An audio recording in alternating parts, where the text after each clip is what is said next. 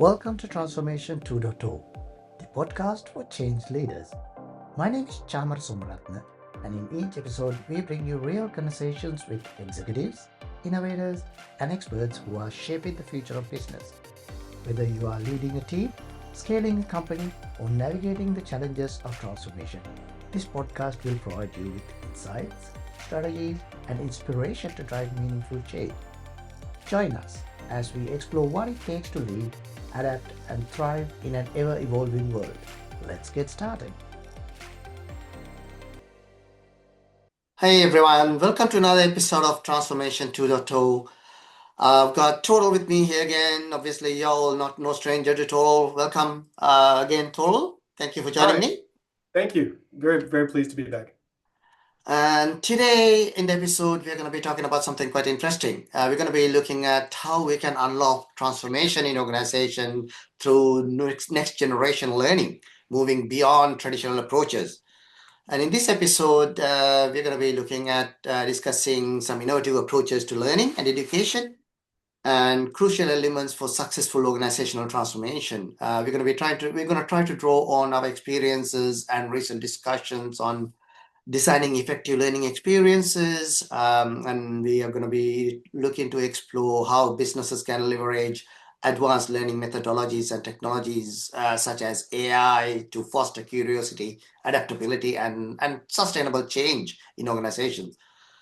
And the intent, of course, is to look at how this can provide some insights to the audience in terms of shifting from traditional educational models to more dynamic, personalized learning strategies that better meet the demands of modern, fast-paced transformations, as well as looking at a lot more around how does the different learning styles and the personalization approaches can be facilitated through these new technologies that we are coming across.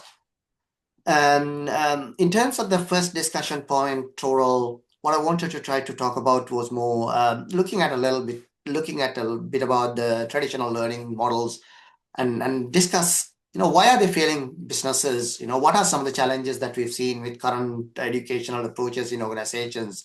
And obviously, maybe look at some of your and my personal experiences in terms of highlighting some of these shortcomings in the traditional methodologies. What are your thoughts?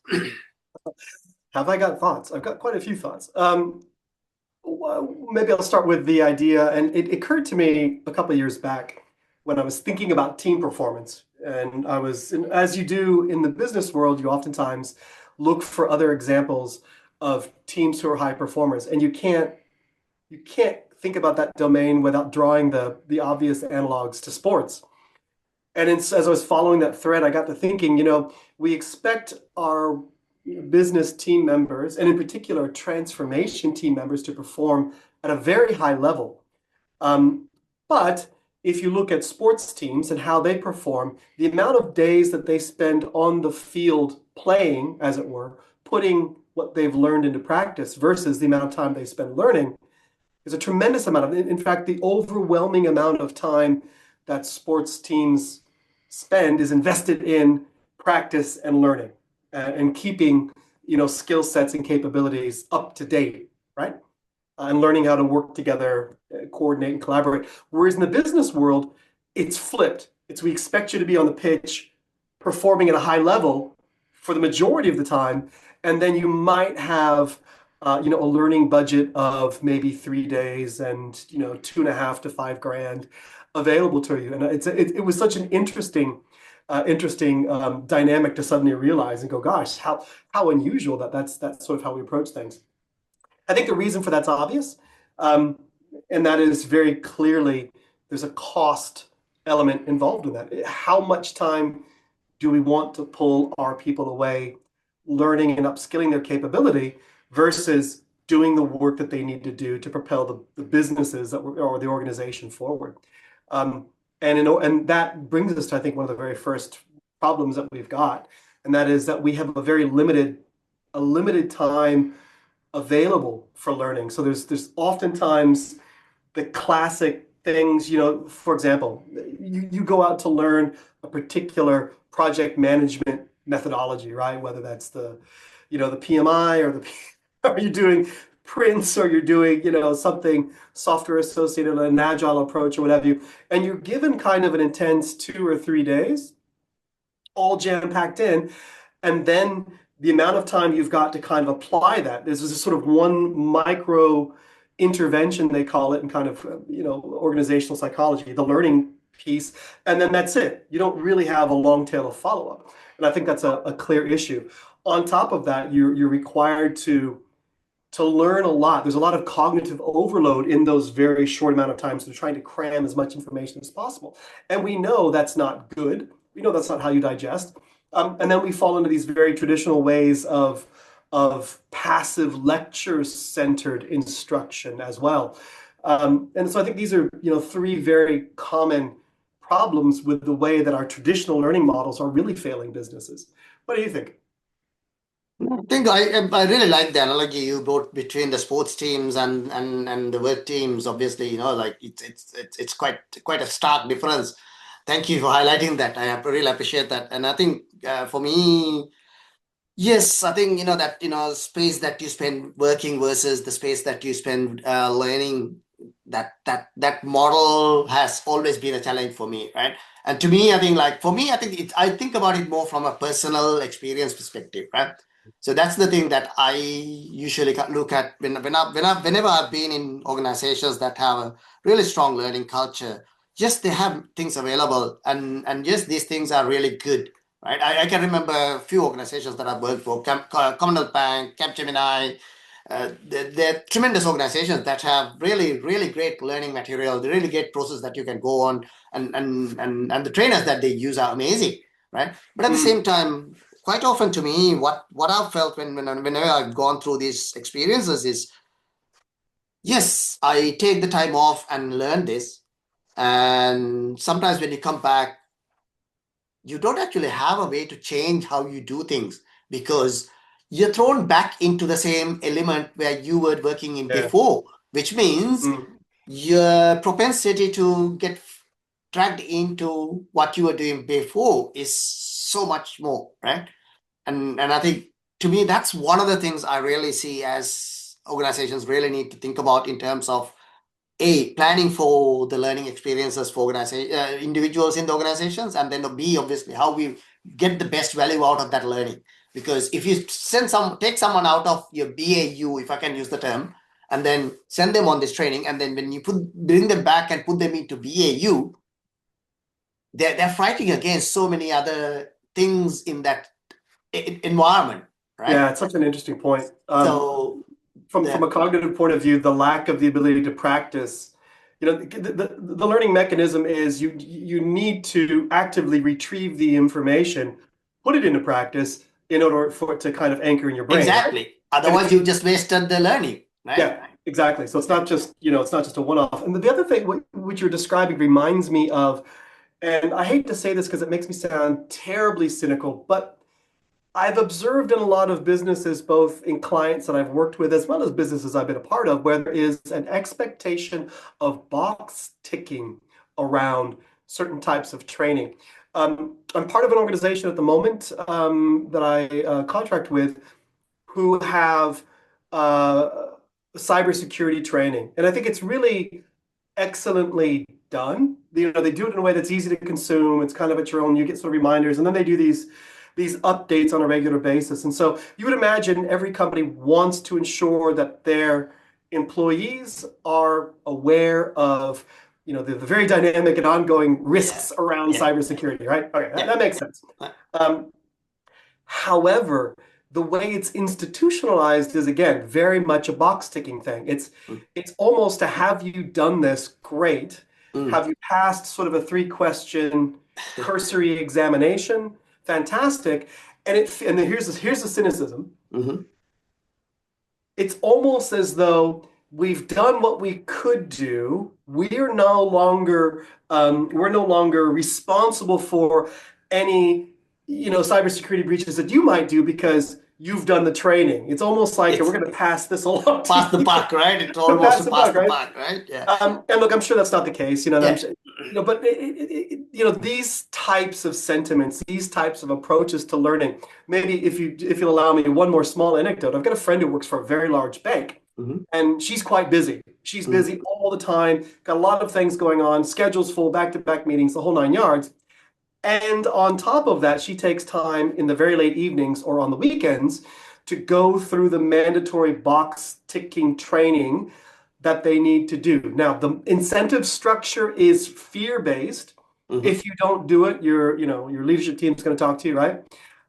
There's no other. It's extrinsic, right? The Mhm. motivation to learn isn't really there. Again, it's the cynical. You're just going to do it because we've told you to do it, and I think that's another highlight of the ways in which our educational models are failing businesses or misapplied. Yes, no, definitely. I think that's a great point. And I think the second point that I was going to talk about was around that, right? Yes, the box ticking nature of it, and also I think part of that is in order to make it a box ticking, usually organizations need to make it simple enough to consume and standardized enough that you can roll it out across the organization, right? Mm, And when you do something like that for people, especially in the transformation space, what you're doing is you're trying to extremely simplify something that's enormously complex, right? And when you try to do that for a topic like transformation, how do you drive large scale change in an organization that needs to deal with all the different complexities, all the different permutations, all the different ambiguities that you need to deal with? mm. What you end up with is often what I call the lowest common denominator methodology, right? I Right? was in the army for 10 years, and I can tell you that the broad majority of the way we were trained to do things was lowest common And denominator. in an army, I completely understand Yeah, because it's life and death, right? You yeah. need to bring it down to that level so that everyone knows what to do, everyone knows how to follow. Yeah. But when you're trying to drive a transformation in an organization, what you often try to do is you bring a really smart bunch of people and give them this mission of let's look at what our organization looks like in 3 5 years time, and let's reimagine what our business looks like in 3 5 years time, and let's try and plan towards it, let's try and nudge it towards it, let's try and drive the initiatives that we want to try and get us there, right? Mm, But in order to do that, if you try to roll out a lowest common denominator training that tells them, here's the basics of what we do in transformation, right? How does that help, right? yeah, good Yeah, point. it's Yeah, not really preparing individuals for driving a transformation. It's yeah. it's it's preparing the individuals for driving a bus through an organization that becomes a bus train, or a train through an organization that becomes a train wreck, right? And we talk about why transformations fail. I'm sure you know the point that I keep harping on about transformation mortality. I think transformation mortality, statistics wise, it stands around 94% in terms of Mm, the initiatives that doesn't deliver what they promise or that they intend to promise deliver, right? mm, And so it's only about 6% succeed. And that 6% succeed not because of the training or the methodology we apply. It's simply because individual brilliance, because they've had some amazing individuals that drags it from drag the it across. Yeah, yeah, drag it yeah. across, right? That's right. So we're That's right. not really preparing individuals to be able to drive complex change. We're not preparing individuals to drive complex transformations, right? And they succeed because of that individual brilliance, right? To me, I think that's the biggest letdown I see in the transformation space, right? And in terms of the learning and development that we provide. What do you think? I know. I think it's a solid observation. I would agree. The transformations that I've seen are successful are inevitably executed by almost heroic, individuals collaborating and working together almost against the system to a certain extent. Yeah, and whereas the mortality rate is quite high. I think it's only fair also, and I gave some voice to some cynicism. I think it's only fair to talk about the realities of the situation and why it's difficult. The amount of effort necessary to provide an education piece that it accompanies a good transformation is not insignificant, right? And that's where, and I think we'll probably get to this, that's where, modern technologies can absolutely pick us up and help us move us forward. But the reality is, I know, for example, when we're doing an implementation for a significant piece of technology, you've got a significant piece of technology that will touch potentially multiple divisions across multiple roles in an organization, designed to underpin a transformation of an organization, there's no the you obviously need to do training as part of the release management of that piece mm, of software.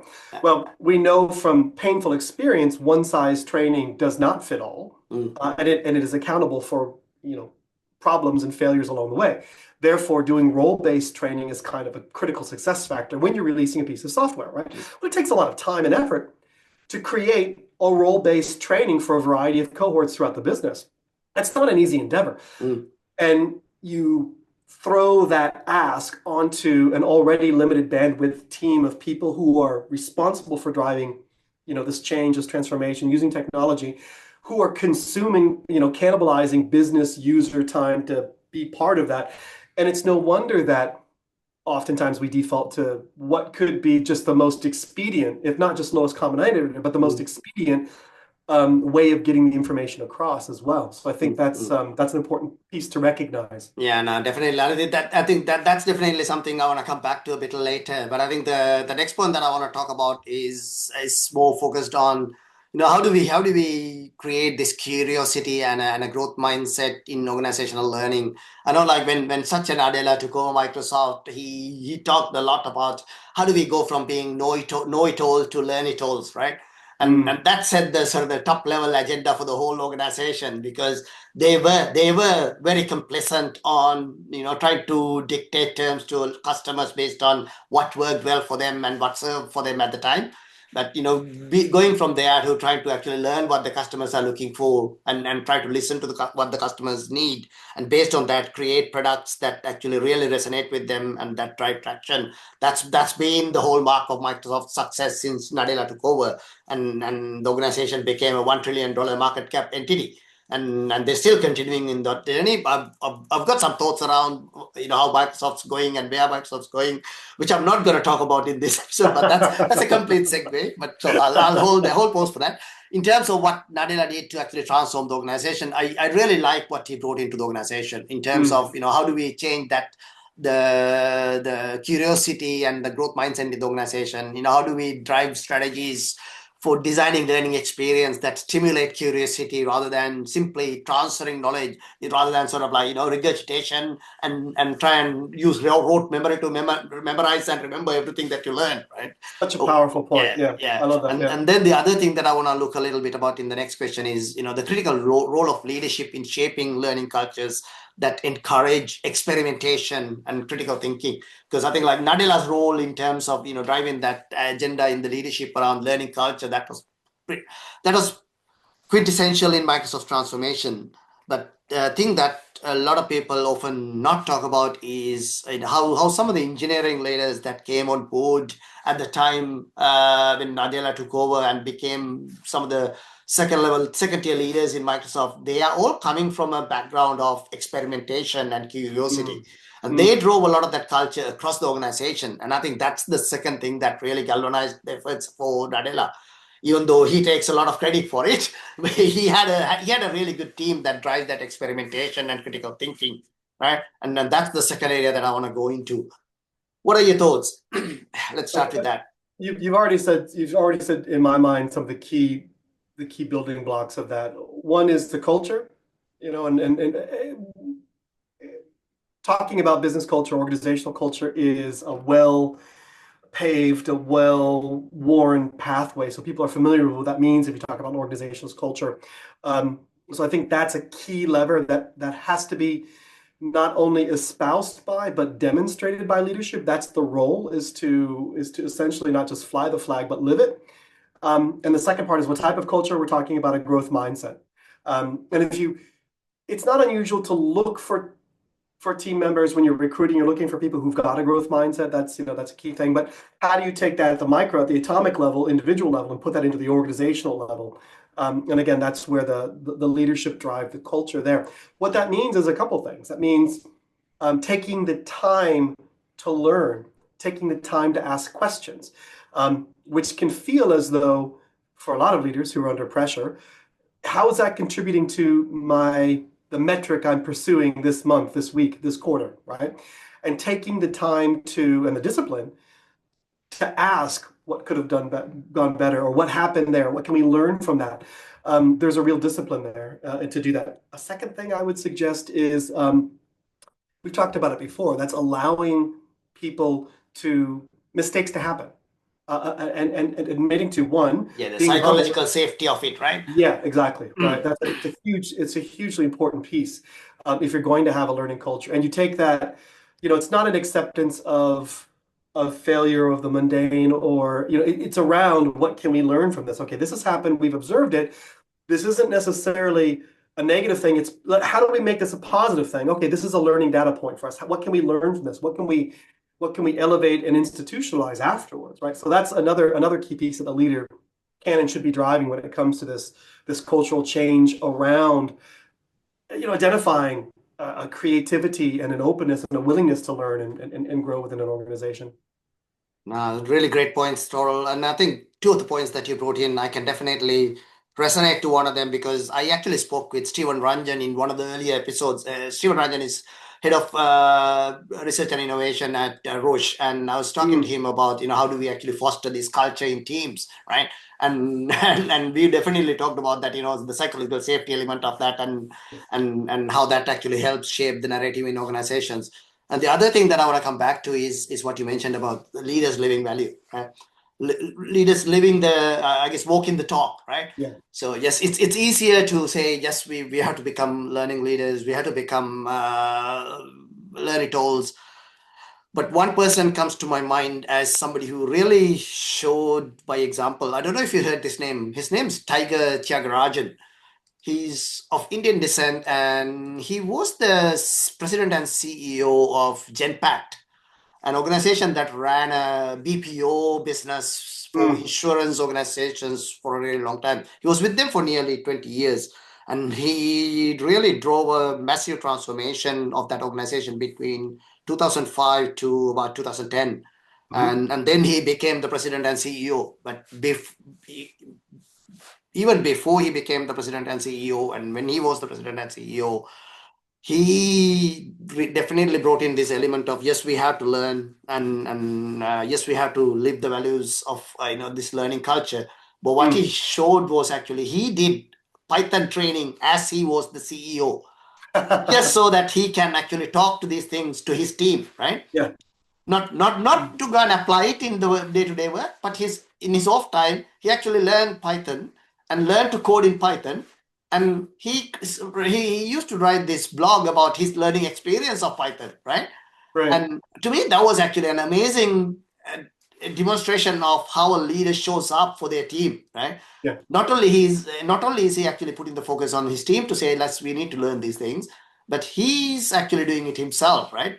And I think that's the kind of leaders we need. I mean, I'm sure there are a lot of other leaders that have demonstrated things in such a way, but that was one experience that really struck home to me, about a leader living the walking the talk.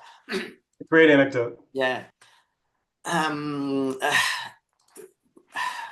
in terms of my thinking around the creating the culture of curiosity and the growth mindset, and I think the thing that I really keep coming back to is how a lot of the methodology that we've learned in the past around whether it's PMI or whether it's PMP or whether it's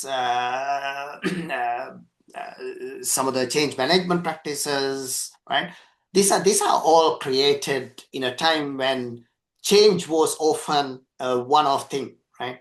Change Mm, was often a one-off thing back then. So you'd actually start something, plan something, you think about what it is, you'd plan it, and then you drive it, and then you drive the change in the organization. So it was a lot more ordered, right?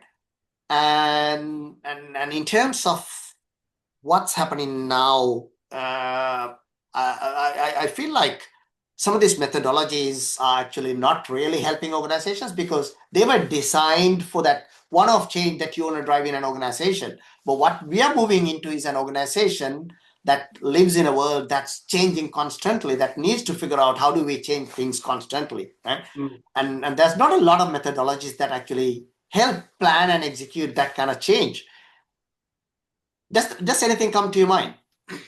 I'm just thinking, I'm reflecting on, and I don't want to open up a can of worms, but the term agile is used and misused across enterprises worldwide to mean a variety of different types of things. When I first did my first training into quote unquote agile methodology, Scrum, I was fortunate enough to have an instructor who started with the Agile Manifesto and essentially told the story about why they were there and what they were trying to achieve, and then placed the methodology of Scrum into a constellation of other methodologies and approaches, describing it as this is not the one the one way of doing it, but this is a way of doing it, and it's applicable here in some circumstances, probably not in other circumstances. And that flexible approach to understanding what they were trying to achieve in the various contexts they were involved in, and that there's a variety of different types of methodologies and approaches, has anchored the understanding of Agile for me in a first principled approach, and also a very, therefore, flexible approach, depending on the context that you're in. And so when you ask, are there any methodologies, I immediately come to that idea. That being said, I've seen it misused and abused. Definitely, I've definitely seen a lot of agile being applied in the wrong way, and I think that's one of the things that actually has become a challenge for agile as well. It's such a beautiful methodology that's created for this constantly changing world, but at the same time, a lot of organizations are actually not designed to adopt that at a sort of a more executive planning level, right? And agile planning happens at the team execution level, but when it comes to executive planning levels, strategic thinking level, the mandate is often a little different, right? It's usually 3 to 5 year time horizons, and the funding models are aligned to that, governance models are aligned to that, and the boards usually talk in that language, and hence usually what you see in most organizations is this situation where, yes, agile is used by the teams to drive the execution, but the planning still happens at the waterfall level, right? So in terms of the culture and the growth mindset of how do we stay adaptive to a changing landscape in terms of our business strategy, right? Look, I think we're moving very firmly into the realms of organizational structure, incentive structures that are exerting the forces on those organizations, as well as how we collaborate, communicate, identify a goal and move, and then execute it, work towards that goal. I think those are all moving pieces that kind of localize the Venn diagram of what you're trying to describe. I think for me the issue is I just don't believe in one particular methodology. I just don't. What I believe is there's problem sets, and there's various solution application sets. And choosing the right one for the organization, the context, as well as what they're trying to achieve is the way to do that. What that means is you need a group of people who are flexible in thinking, flexible in intellect, understand the purpose and the way that methodologies are put together, perhaps have a passing familiarity with a few, but are comfortable also inventing, creating, being given advice from others. Navigating ambiguity, right? Yeah. Exactly, right? That's what it boils down to. Yeah, absolutely. My problem with, and I talk broadly about methodologies, let's be clear. Scrum is not the end-all be-all saving force for safe scaled agile framework for enterprises is not the end-all be-all. Six Sigma is not the end-all be-all, despite the I think we're singing from the same hymn sheet here, right? FBMA is not the end-all be-all. I mean, there's a wealth of methodologies out there. Methodologies, and there's not even a cottage industry. There's an enterprise around teaching people with this, I'm going to call it a theology of dogma about how things are applied. And the challenge is people who go through the hoops to get the certification are rightly proud of that certification, and they want, and they're incentivized within the workplace. You can charge a little bit more money if you're, Prince practitioner as opposed to Prince foundations. Oh, well, that's a higher level, and you've got to refresh it every couple of years, right? Therefore, I must know what I'm talking about. That entire world is not. It's intended to help. It's not serving organizations, and it's becoming a flame war, right? Yeah, when it becomes dogmatic, and it's exactly. Yeah. There's a word in German I love called Scheinheilig. Oh. Scheinheilig. The two words are Schein, which is like a certification, and Heilig is holy. So Ah, okay. if So I've once they got, take the certification, it just takes hold of the individual. therefore, I'm holy because, and that's really, it's this blind belief in the papers that I've got. And I think that, Absolutely. that's where you take what should be a KPI or an indication of someone's ability, and you hold the certification up to a higher level of status than the actual ability to apply it, in a way that's meaningful. And I think we're singing from the same hymn sheet here. Definitely, this is actually one of the aspects that I want to come back to maybe in another episode in terms of the area that we're navigating. But this podcast is called Transformation 2.0. So I've probably allowed a little bit of leeway to actually go into what I'm just about to talk about, which is a little bit off our original script. But in terms of Transformation 2.0, what we've done is actually we've created these things called method guides, which are essentially practice patterns. So in terms of practice patterns, we can actually Mm, apply design thinking. We can apply design thinking, whether it's IDEO methodology or whether it's beautiful. D-School methodology, or we Yeah, can apply strategic design, if, strategic doing, if that's what you want to do, or we can apply Kanban or Scrum, or we've got about 16 different methodologies that we've brought in as part of Transformation 2.0 method guides, right? So what the intent is actually an organization that's applying Transformation 2.0 in terms of driving the organizational change, they can actually apply individual practice patterns depending on the area that they're working on. that's And powerful. That's powerful. Kenevan that we spoke about in one of the episodes previously is actually another design pattern and practice pattern, right? And that for me, we've actually done it intentionally because we know this is what works, right? And I think you bringing it up definitely crystallizes things to me that it's definitely something that's really going to be valuable in terms of what we've created in Transformation 2.0. And I think the learning culture around that is obviously like I always say, like, methodologies are just toolkits in your toolbox, right? Exactly. Exactly. The more methodologies that means you got more toolkits in your toolbox, right? So when you 100%. go in to solve a problem, should I pull out a hammer or should I pull out a screwdriver, or do I need the Phillips head or the flat head screwdriver, right? Yeah. So the more methodologies that then to apply the right methodology to the right problem, right? And I think Yep. that's the way we are thinking about in terms of Transformation 2.0. Just coming back to the original script of what we were talking about. So yes, we spoke about the curiosity and the growth mindset and the learning organizations. And the next area that I want to dive into a little bit is about, yes, we spoke about how the organizational learning is structured in a way that you work 90% of the time, and then you get, maybe if you're lucky, you get 10% of the time to go on training. But more like 3%, three to oh, more five. like 5, yeah, 3 or 5% is probably the right percentage in terms of the actual what's happening actually. Well, what I want to talk about is how do we actually like make that work by thinking about that 3 or 5% is actually focused on intentional pre-learning in terms of the areas that individuals need to expand as part of their repertoire in the future, Yeah. but mix it with the in the flow micro learning that helps them to adapt and change in terms of what they do on a day to day, right? This goes back to what I was talking about earlier. You go on a Yeah. training, learn a new methodology, but you come back into BAU, you still do the same things. There's no Yeah. chance in hell for you to change what you do, right? Mm. Even if 90% of you have gone on the training, you still continue to do because your work practices are the same, your work design is the same, and you're not really looking at how to change things, right? Mm. and Mm. and and the propensity of falling back into old pattern habits and keep doing the same thing becomes just too enormous.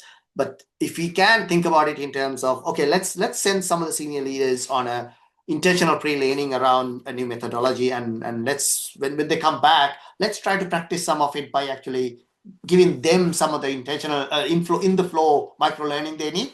But at the same time, think about what else do we need to arm the other team members around them by giving them that in the flow micro learning in a consumable way that's tailored to them, right?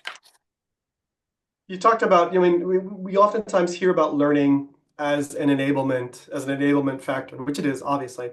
But you've really highlighted, one of the challenges of putting things into practice is you move out of the learning environment and back into the workplace environment. And if you don't have enablement in terms of how you can apply what you've learned, i.e., outside of the norm, in your day-to-day work, then that's a real that's a real challenge. One, for trying to get the benefits of the capability uplift through the learning, but then also in terms of if it's intended to drive change and not just tick boxes, um, there must be room allowed for people to begin to apply those enablement pieces in practice than what they've learned. That's a really good point.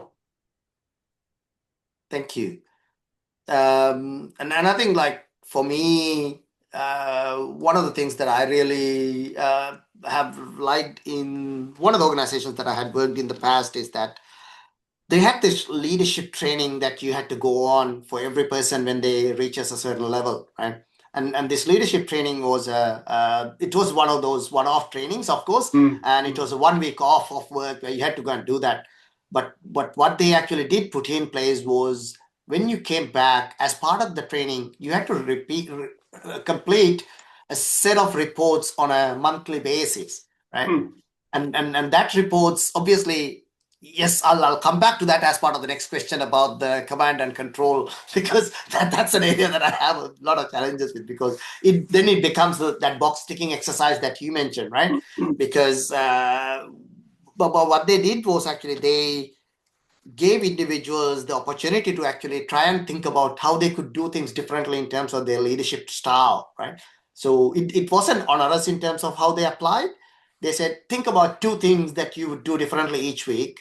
And then for that, going into the next week, try to practice that. And at the end of that next week, you write, how did you succeed into that? So it was just 1 week of training, but then every 2 weeks you had 2 things you plan, 2 things you write about how did they work, right?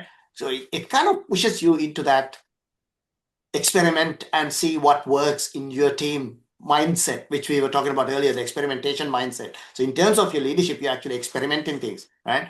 And that was actually one of the powerful things I've come across in the organizations that I have worked in the past that I thought was really useful, right? And have you come across something similar that you think?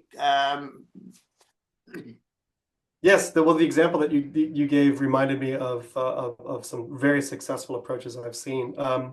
So you have an intervention of some sort in terms of a training, and then you have a follow-up. And I like the idea of reporting back of how you've tried to apply it.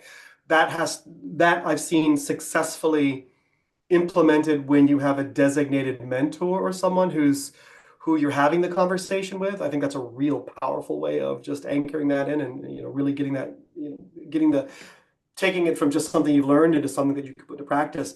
A second thing that I would say is, and I have done this with teams I've run before, is if you have someone who's gone off to do some sort of discrete training, you give them a platform afterwards to play back to the team, to teach Come to and the share team. their learning. Exactly, right. So that others are benefiting. And if you're put in Yep. the position, there's that old adage, teaching forces you to really anchor and understand it. But then it's other people are also benefiting from it as well. It's not just you've gone off and done certification X for whatever it is you're interested in, and that maybe benefits your career, but you take it back and everybody else benefits from it as well. So it's a nice way to kind of, provide ripples into the organization from just one training. Now that's a great point, and I think that you brought up 2 things around there. One is obviously that giving them a platform to actually share what they've learned, so that the rest of the team benefits from it. But I think the other point that you mentioned about having somebody who is a coach or a mentor that you can actually talk about and bounce things off in terms of what you learned and how you're applying that, and I think that's an area that's a bit undervalued. A lot of people don't pay a lot of attention to. Many people who are in work environments day to day don't have a coach or a mentor, right?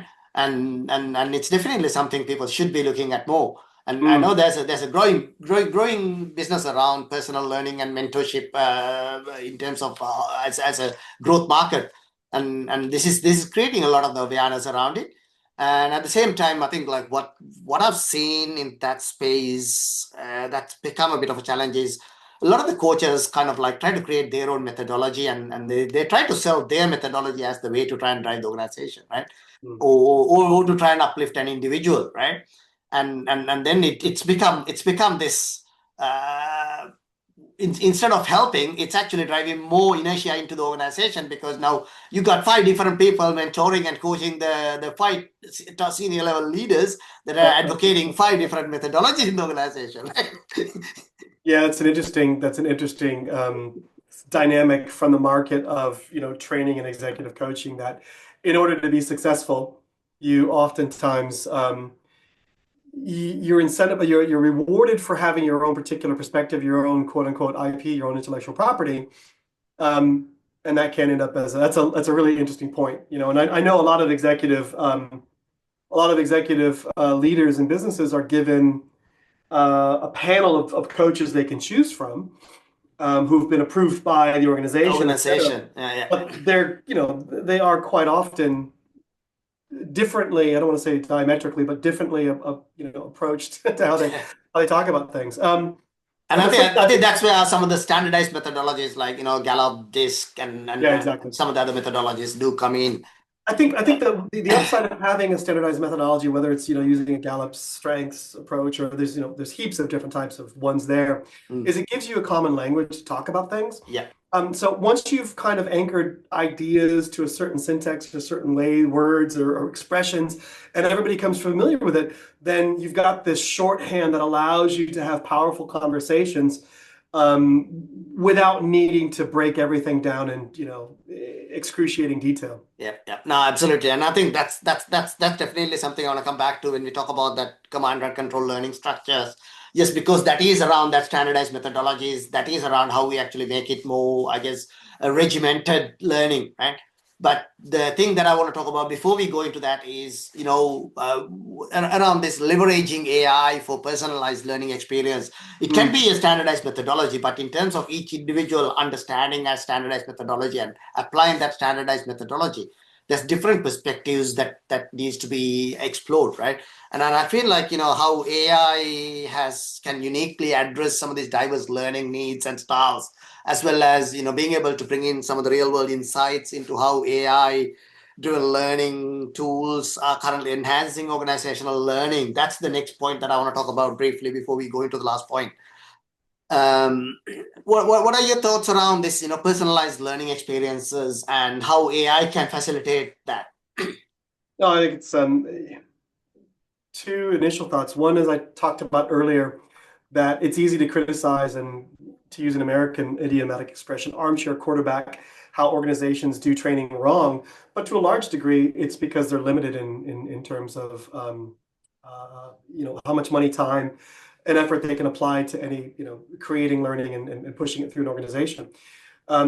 AI gives you the ability to really cut through that, and to create personalized learning trained on particular point of view very, very quickly. And so that can be really powerful. We also talked about, the idea of having someone you could talk to, or coach or mentor. AI can, to a certain extent, play that role, to keep things fresh and to answer questions right away, or to let you have a sparring partner about Yeah, be things. a collaborator or a co-learner in that learning journey, right? Exactly, right. And again, that's, that cuts through the one size fits all learning approach, Mm. which is difficult because people think differently. We all have different, our brains, our way of, taking in information and is different. That's a Mm. pretty clear fact. And so having a tool that can speak uniquely to our way of understanding things is a really powerful thing. Keeps things fresh if you're doing it on a regular basis. So lots of really good positive things. The other observation I would make is, everybody and their brother seems to be, who has a learning, IP out there in the market, has jumped on the bandwagon. And if you just the amount of AI coaches I've seen either available or that I've been asked to help create for people is, it's fascinating. This is clearly people are recognizing the opportunity here, Yeah, yeah. to put into practice.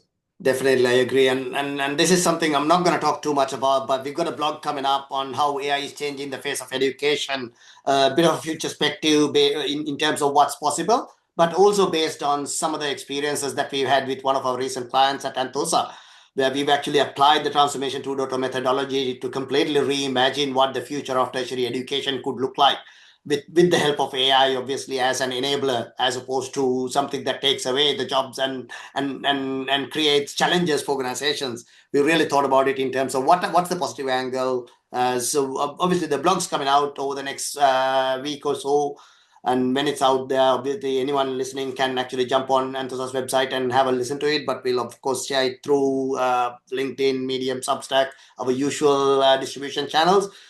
In terms of so instead of talking more about the personalized learning experience, what I'd like to do is just move on to the next question, which is focused on this, Right, overcoming sorry. command.